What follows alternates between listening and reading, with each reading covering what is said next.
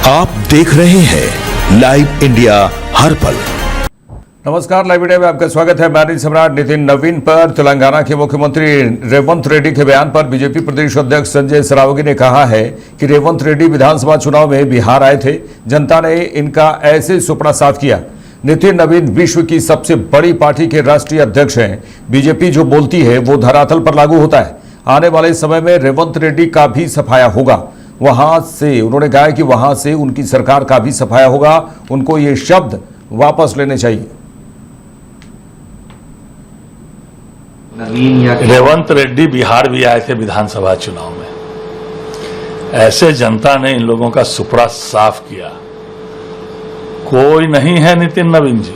नितिन नवीन जी विश्व के सबसे बड़ी पार्टी के राष्ट्रीय अध्यक्ष हैं और भारतीय जनता पार्टी जो बोलती है वो आम जनता के समर्थन से वो धरातल पर लागू होता है। चाहे वह बंगाल का चुनाव हो, चाहे असम का चुनाव हो, चाहे बिहार का चुनाव हो। आने वाले समय में रेवंत रेड्डी का भी सफाया होगा, वहां से उनकी सरकार का भी सफाया होगा।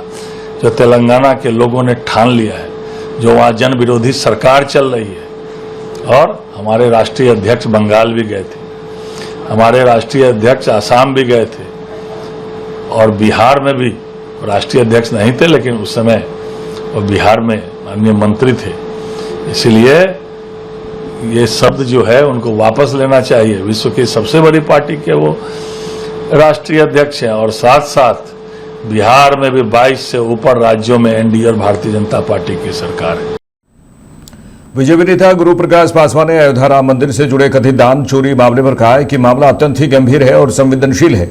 इस पर जिस प्रकार की राजनीति विपक्ष के द्वारा की जा रही है वो दुखद और दुर्भाग्यपूर्ण है। एसआईआर हो, एफआईआर हो, गिरफ्तारी हो या जांच हो, सरकार ने इसमें सर्वोच्च प्राथमिकता सुनिश्चित की है। कानून की सर्वोच्चता हमारी प्रतिबद्धता है। उन्होंने कहा है कि जनता, राम भक्त और देश के लोग आपके पाखंड को, यानी विपक्ष पर सीधे आरोप लगाया, आपके पाखंड को देख रहे हैं। देखिए, मामला अत्यंत ही गंभीर है, संवेदनशील है और इस पे जिस प्रकार की राजनीति विपक्ष के द्वारा की जा रही है वो बहुत ही दुखद है, दुर्भाग्यपूर्ण है। देखिए, एसआईटी हो, एफआईआर हो, गिरफ्तारी हो, जांच हो, सरकार ने सर्वोच्च प्राथमिकता के साथ यहां किया है सुनिश्चित। रूल ऑफ लॉ, कानून की सर्वोच्चता हमारी प्रतिबद्धता है। ये वही लोग हैं जो आज राजनीति कर रहे हैं। अरविंद केजरीवाल जी की पार्टी क्या कहती थी? अखिलेश यादव जी कार सेवकों पे गोली चलवाने वाली पार्टी, राहुल गांधी जी कांग्रेस पार्टी भगवान राम के अस्तित्व पे प्रश्न चिन्ह खड़ा करने वाली पार्टी आज इस प्रकार से राजनीतिक दोहरे मापदंडों का परिचय दे रही है। जनता, राम भक्त, देश के लोग आपकी हिपोक्रेसी को देख रहे हैं। प्रयागराज के जिलाधिकारी मनीष कुमार वर्मा ने बताया है कि 2, 3 और 4 जुलाई को यूपी टेट की परीक्षा होनी है। पर्याप्त सुरक्षा बल की तैनाती परीक्षा केंद्रों और रूट पर की गई है। सभी अभ्यर्थियों को अच्छे से चेकिंग की जाएगी। बाहर से भी अभ्यर्थी आएंगे, इसलिए रेलवे के अधिकारियों के साथ भी बैठक की गई है। सोशल मीडिया मॉनिटरिंग भी की जा रही है।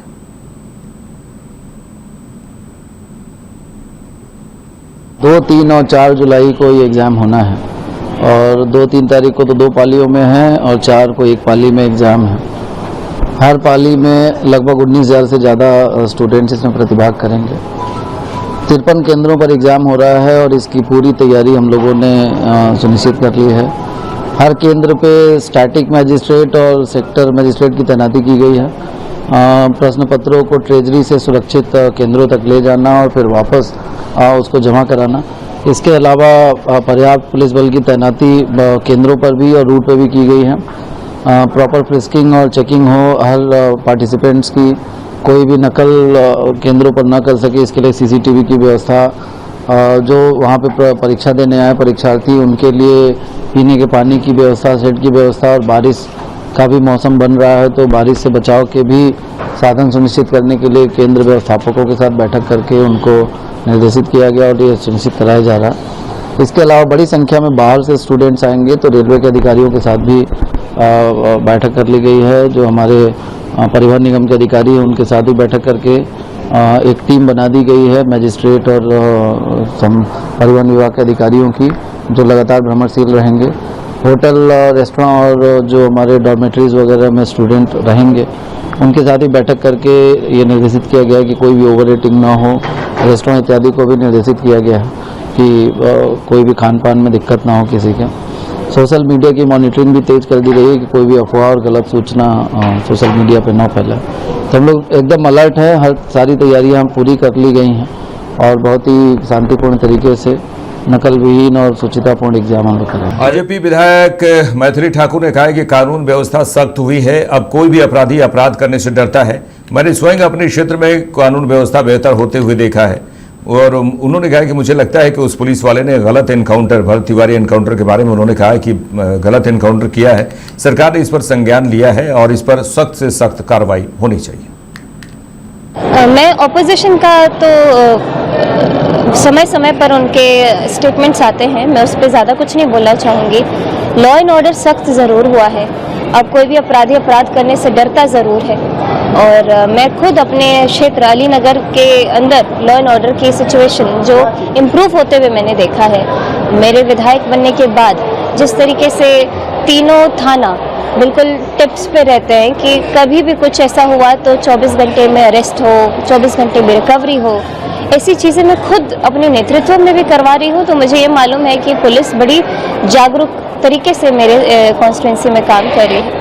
और जो ये वाकया हुआ, ये एनकाउंटर का, ये बड़ा ही मुझे लग रहा है बहुत मिसकंडक्ट था और मुझे लगता है कड़ी से कड़ी सज़ा मिलनी चाहिए जिस पुलिस वाले ने ये गलत काम किया है, गलत एनकाउंटर किया है, उसको और सरकार ने संज्ञान लिया है और इस पर तुरंत मुझे लग रहा है जल्द से जल्द कड़ी से कड़ी कार्रवाई होनी। कांग्रेस नेता सुखदेव भगत ने पश्चिम बंगाल के नेता प्रतिपक्ष रीता व्रत बनर्जी के दिल्ली दौरे पर कहा है कि जब से केंद्र की सरकार आई है वे सबसे पहले लोगों को डराने का काम करती है केंद्र की सरकार। उसके बाद उन्होंने कहा है कि ईडी सीबीआई के माध्यम से बीजेपी लोगों को इतना प्रताड़ित करती है कि कहीं ना कहीं उन्हें पार्टी छोड़ने के लिए मजबूर किया जाता है।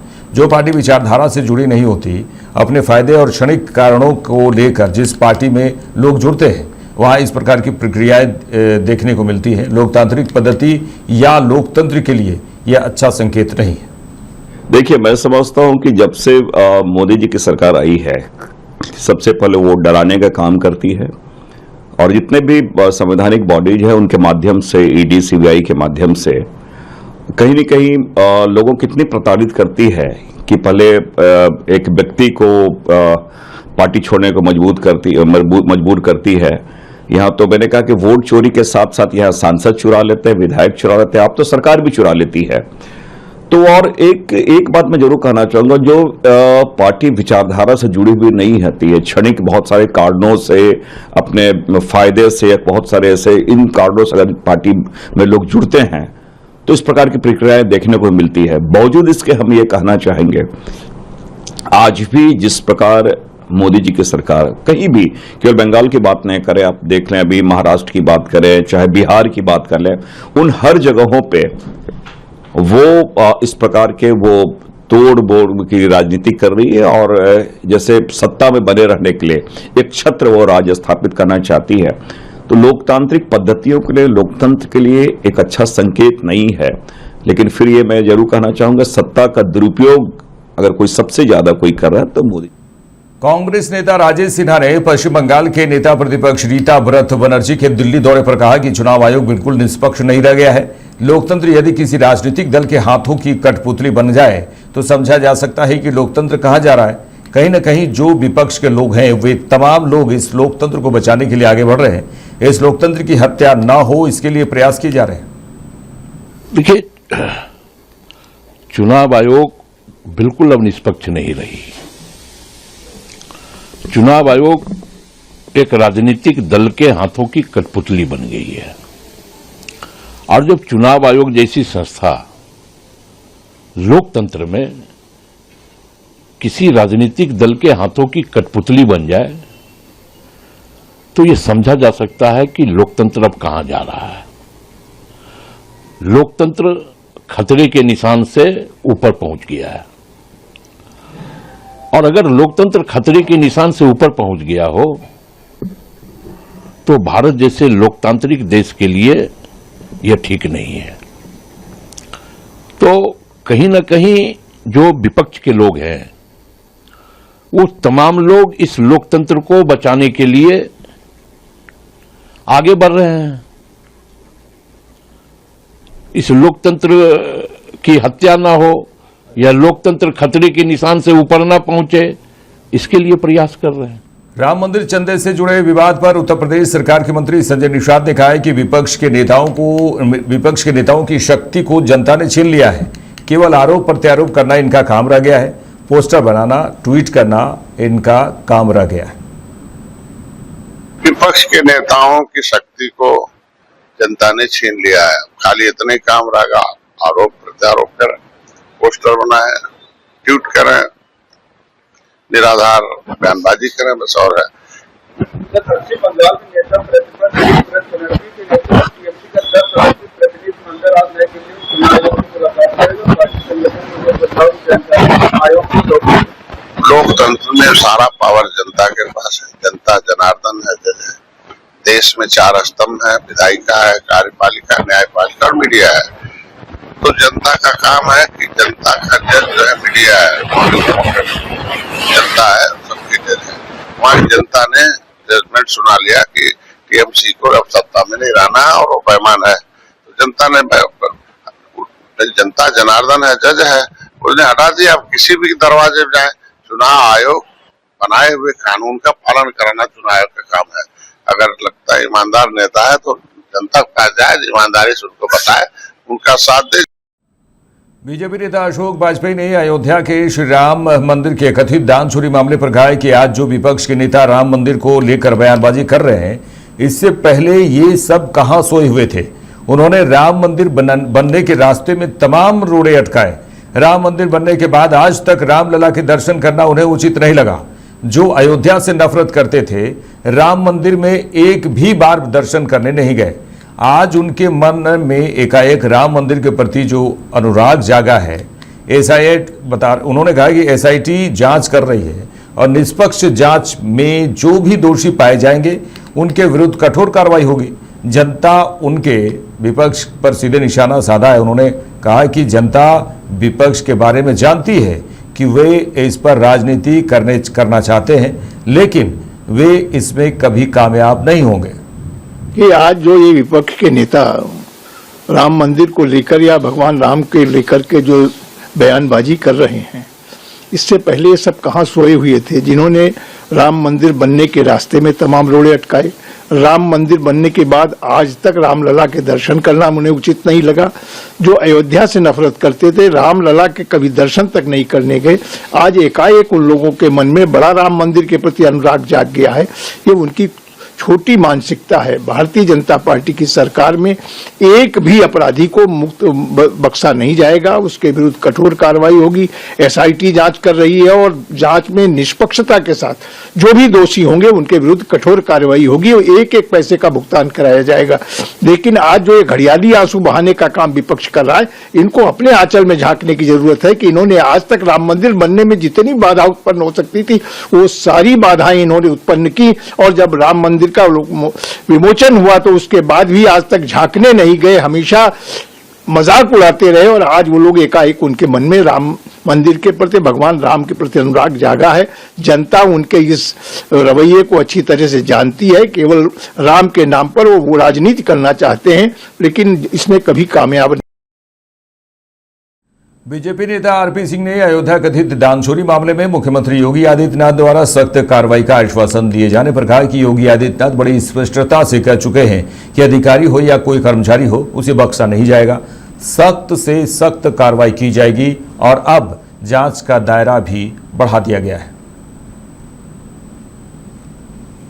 योगी साहब बड़ी स्पष्टता से कह चुके हैं कि अधिकारी हो चाहे वो कर्मचारी हो, कोई बख्शा नहीं जाएगा और सख्त से सख्त एक्शन लिया जाएगा। और जांच का दायरा भी अब बढ़ा दिया गया है, एसआईटी का जांच का दायरा बढ़ गया है। योगी साहब बड़ी स्पष्टता से कह चुके हैं कि अधिकारी हो चाहे वो कर्मचारी हो, कोई बख्शा नहीं जाएगा और सख्त से सख्त एक्शन लिया जाएगा। और जांच का दायरा भी अब बढ़ा दिया गया है, एसआईटी का जांच का दायरा बढ़ गया है।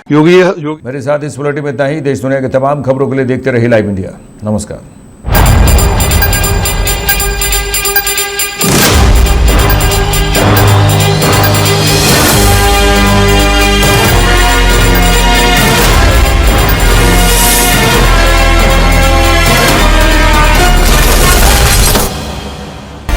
आप देख रहे हैं लाइव इंडिया हर पल।